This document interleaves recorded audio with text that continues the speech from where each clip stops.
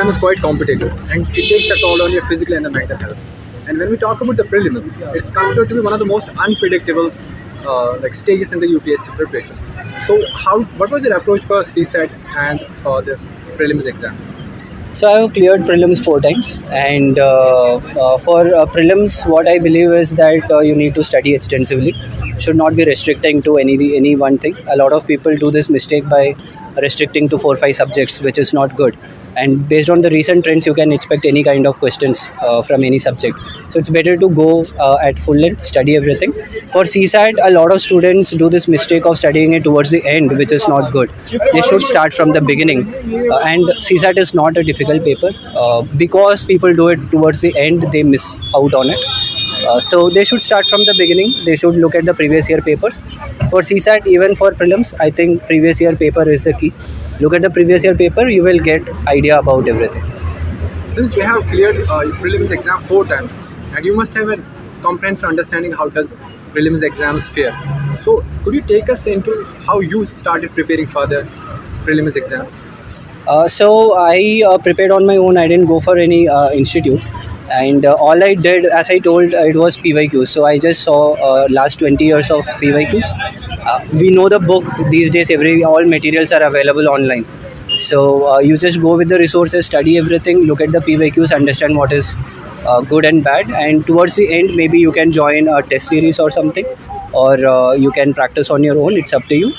But again, multiple revisions is required. Multiple revisions, and then reading extensively is important.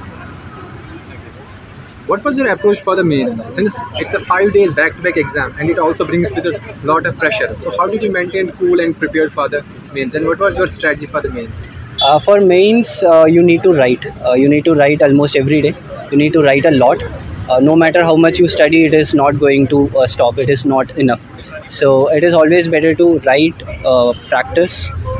Good presentation is important.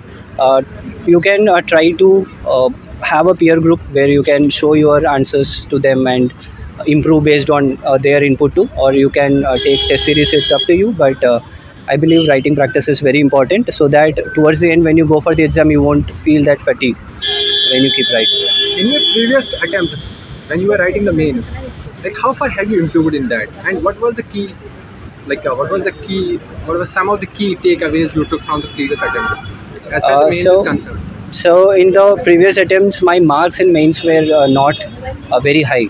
So that was one reason I couldn't clear. And this time, as I told, I downloaded a lot of toppers copy, and I saw what kind of approach they are doing and how their writing is, and start writing on my own, compare it with the toppers copy. So when you do that, when you come to a point where you feel like my answer is up to the mark, then you are there. So instead of taking a lot of material and studying, writing practice is very important. So that is one thing I did this time. And for writing, for appearing in the mock test and other things, what was your mode of preparation? Did you go for coaching? You did your mentorship, or? I didn't go for any coaching. I did take a test series for mains, and for prelims I have never taken any test series, but I believe you can just take a test series. That is more than enough. You don't have to go for coaching or anything. What was the nature of your preparation? Was it like your prelims exam and the mains? Was it separate, or was it integrationist? It is completely integrated, and that's how it should be. From the beginning, try to study for prelims, mains at the same time. And I even took notes for interview from the beginning itself, based on my TAF and my profile. So I think studying for all the 3 stages from the beginning is a good idea. Since this exam brings with a lot of pressure, what's your take on mental health and UPSC preparation? Mental health is very important, which a lot of people face problems because of this extensive preparation. They do it for a very long time, a number of years, and when they fail in the examination, they get into depression and everything. So one important thing I would say is mental health is more important than your studies. Your career and everything can come at any point, but keeping yourself cool is very important. Do follow hobbies, do go out, do not completely get cooped up in a room, have social life too. You can keep away from social media, but social life is something which is very important. Need to interact with people and everything, and taking failure as a step to success is something which is required in life and in UPSC exam too.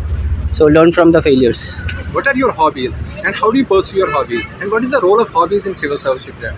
So my hobbies are fish keeping and watching parallel movies. So these parallel movies specifically has helped me a lot because it's about movies which tell some social idea or some take up some social issue. So it helped me in my preparation. Fish keeping, again, it calms your mind, develops a lot of empathy, develops a lot of love towards animals. So that has also helped in keeping me safe. And these are hobbies I practice on a daily basis. No matter how busy I am, I keep doing it. So this helped me to keep my mind calm, which is very important for civil services exam.